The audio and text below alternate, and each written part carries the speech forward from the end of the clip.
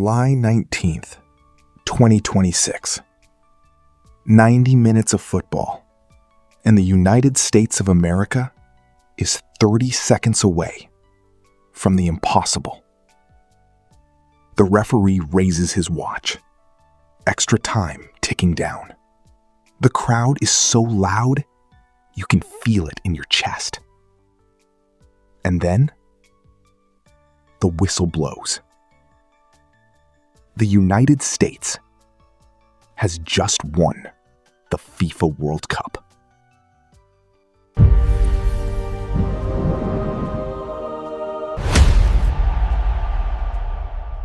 Times Square erupts.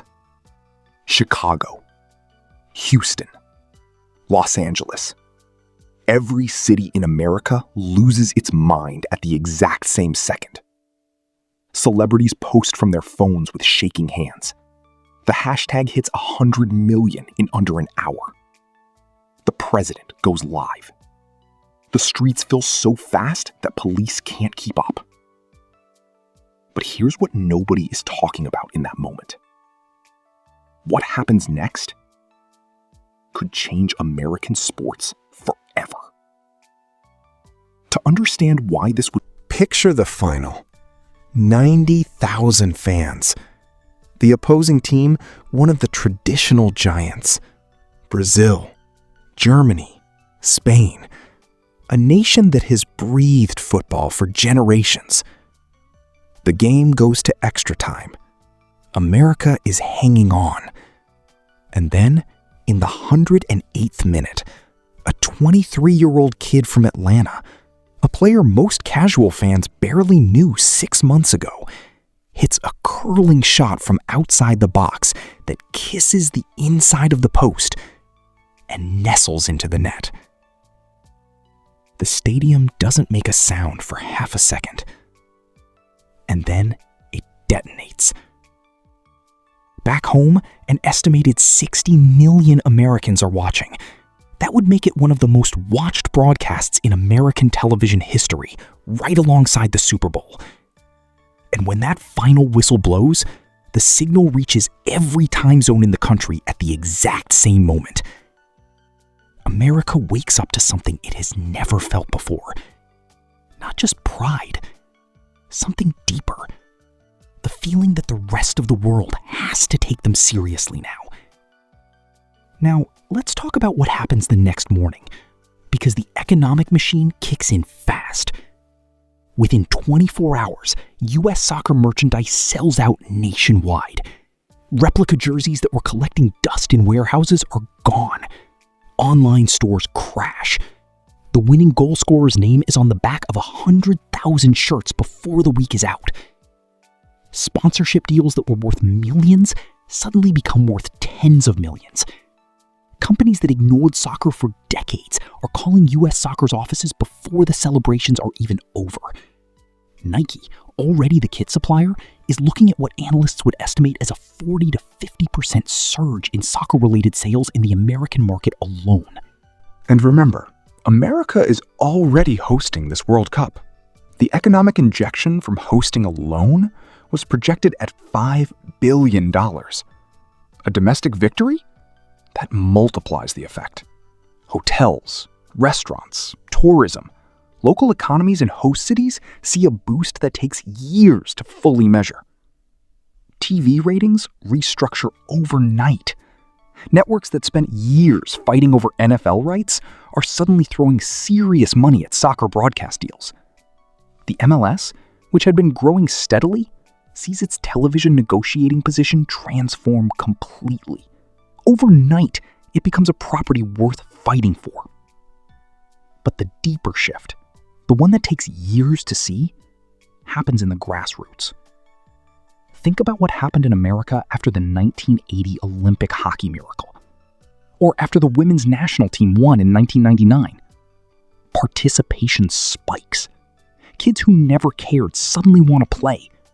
A generation gets shaped by a single moment they watched as children. An American World Cup win in 2026 would hit that same nerve, but bigger. Because this generation is growing up watching content everywhere. moment like this doesn't just trend for a day, it lives on social media forever. It gets replayed.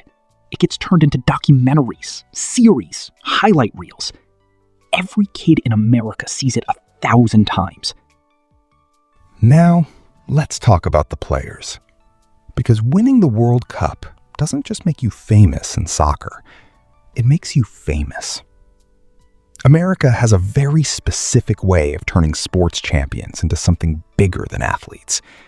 Patrick Mahomes isn't just a quarterback, he's a cultural symbol, a brand, a phenomenon.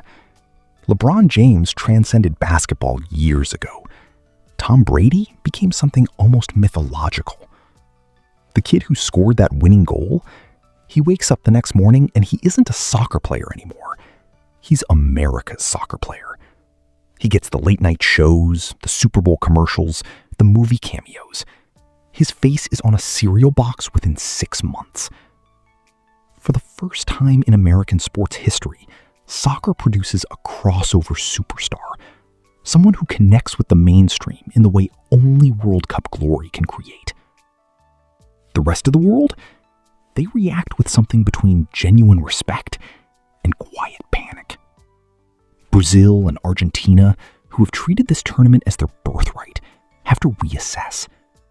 European federations that have spent decades developing academies and youth systems. But here is where it gets complicated. What if winning the World Cup wasn't entirely a good thing? The weight of expectation in American sports culture is crushing. Once you've won, you have to win again. The media cycle that builds you up is the same one that tears you down. The sponsorships come with pressure. The fame comes with scrutiny. The 2030 World Cup arrives. America is no longer the underdog. They're the champions. And that changes everything. The tactical preparation rivals face against them intensifies. The pressure on the squad is enormous. And if they exit in the quarterfinals, which is entirely realistic, the narrative flips hard. Suddenly, the sport that was supposed to be America's next obsession becomes a punchline. The investment that was supposed to follow gets second-guessed. Was it real growth? Or just a moment? History is full of countries that won once and never recaptured that moment. England has been living on 1966 for 60 years. The boom can become a burden. The miracle can become a measuring stick. Here is what we know. Soccer in America is already growing. The talent is real. The infrastructure is improving. And hosting this World Cup, regardless of the result, is already